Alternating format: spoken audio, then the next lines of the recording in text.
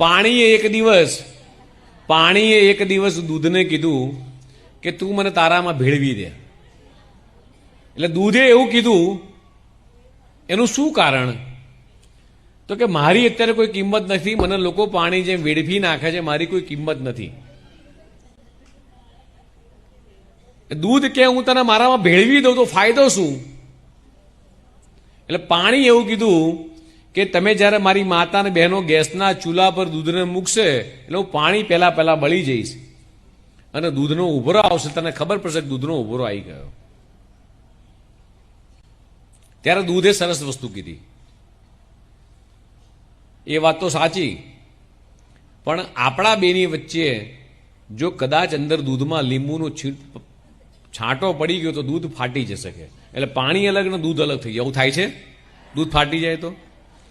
એવી જ રીતે અત્યારે આપણા બધાના જીવનની અંદર એવું એક લીંબુ આવી ગયું છે.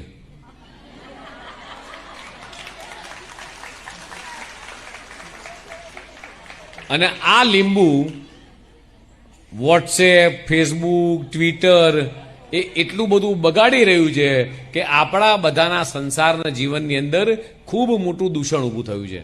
મારી માતાઓ અને બહેનોને વિનંતી છે કે જેને નાની દીકરીઓ હોય, જે વહુઓ છે, એને પણ મારી વિનંતી છે, દરેક લોકોને મારી વિનંતી છે કે પરિવારની જોડે જ્યારે સવારે બેસીએ તો નક્કી કરી કે સવારે, બપોરને સાંજ 3 ટાઈમ જમતી વખતે મોબાઈલનો ઉપયોગ ના કરીએ.